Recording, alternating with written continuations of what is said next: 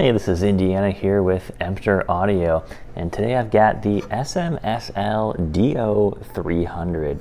This is their latest DAC by SMSL. This thing is just feature-packed, tons of cool stuff in here. Comes in at around $550, whereas, that's going to be definitely out of the range of, the really good sounding $100 plus DACs.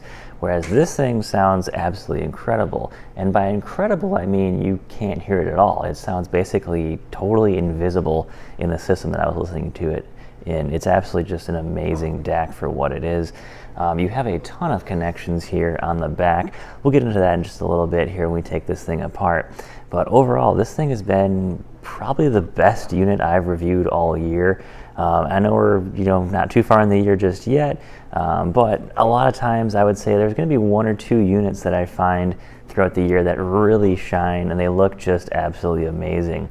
This is one of those units. This will probably win my pick of the year for 2023 with ease. So let's take this thing apart and see what's inside. Alright, so let's take a look at this thing. It has a nice little screen here on the front. It also has a nice little dial with some great tactile feedback as well. Now I will say you can turn this thing on and off with this button. All you got to do is press once to turn it on, and then you do a long press to turn it off. Now if you've seen SMSLs, the DO200 and the 200, as it gets the MK2 or something they call it, they look absolutely identical. There is no difference other than just the lettering here. So that's going to be the only real difference there. So on the back we have all of our usual inputs and outputs. Of course we have a balanced and unbalanced RCA, of course. We do have a HDMI in.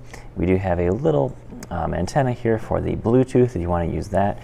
USB in, which is primarily what I use for listening on here. Also have a optical and coax. Now you have a power switch on the back, which is, great. Of course, I never use this one. I'm just using the power switch on the front, of course. And then we have a 3-prong power connector there. All right, let's get this thing taken apart. There's going to be 4 screws on the front, and I need to see how many of these screws actually need to come out on the back. I would assume it's going to be most of them, but let's start taking some out and see what we can find out. All right, so unfortunately I'm not going to take this thing completely out, but I will be able to take off the back and the front, or hopefully the back. But here's now the front is off. I don't want to remove these ribbon cables because they oftentimes don't go back on that easily. But as we can see on the inside, we can see a lot of the capacitors in there. I see a few of the capacitors are back here are bent just a little bit, kind of just bent forward, or bent backward just a little bit right there. But great interesting to see the inside of this thing. I like how they have this basically black metal piece on the inside here as well. This thing looks very, very clean on the inside. Excellent design. Let's try taking the back off and see what we can see from the back side. All right, unfortunately on the back side I also ran into the same issue as the front. A lot of this stuff is going to be just soldered in there, and there's a couple cables on here that I was able to pull this slightly off, but not really too far off to be able to really show you anything interesting. All right, so now let's plug it in and check out some of the settings on the front screen. All right, powering on the unit, I have the included remote here. This is the SMSL RC8C remote. Very basic, not too much to it. Power, on, off, volume up and down, mute, nothing really too crazy here. However, it does make the menu quite a bit easier to navigate as well. So it is worth having, of course, if you're using it even at your desktop. Alright, so the menu here is very simple. All you got to do is do a click, and that way you can now go right through the menu here. So of course you can adjust your inputs, which we have a ton of different inputs here to go through. You also have a PCM filter.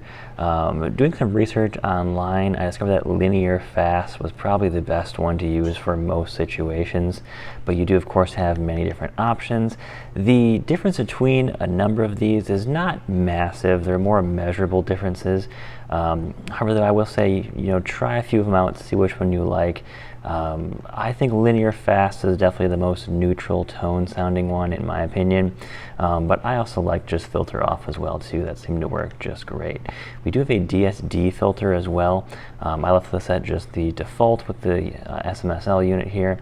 We do have a sound color, which you can mess around with this a little bit. I never really found this to be of that much use.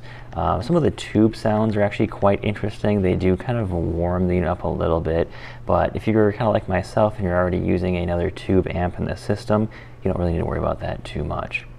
You also have a pre-mode, couple of other options in here. I do like the dimmer and the brightness settings on this, which is quite nice. This thing, I wouldn't say this thing is super bright, but it can get a little annoying depending on where you have this on your desktop. If you're working in basically quite a bit of darkness, this thing is a little bit too bright at times. Being able to dim it down is absolutely fantastic. But in conclusion, the SMSL DO300 is easily the best DAC I have tested for the price. Now, I've heard $10,000, $20,000 DACs, and they sound great, yeah, but for $550, it is very hard to beat the DO300. It sounds absolutely phenomenal. Basically, you can't even hear it in the system at all. It has a nice, well-made metal case. It's got some heft to it, does put some heat, so I will say that. Be wary of that, putting other items on top of it. It does get quite toasty. The screen is quite nice. My only complaint really about the screen is that, it's got a lot of colors going on here, which is great, when you want a quick glance at the screen and see what's going on, but I wish it was a bit more, maybe monocolor, monochrome there to just look a little bit nicer. However, though, I would give this thing basically a 10 out of 10. That is quite rare. I think I've only ever given one other unit in my 7 years of reviewing audio. This thing is extremely hard to beat, in my opinion. It's got everything you need. It's just going to be a rock-solid DAC with a ton of features that will pretty much last you. If you want to have this kind of like your forever DAC, this is going to be the way to go. So guys, thanks for watching. Take care. Leave me a comment below if you've tried out any SMSL products. I definitely want to try some of their other stuff. I've only ever tried out their DO200 and 300s now, and I've been absolutely blown away by how much quality this company really puts with the detail in these units. So guys, thanks for watching. Take care. Have a great day, guys.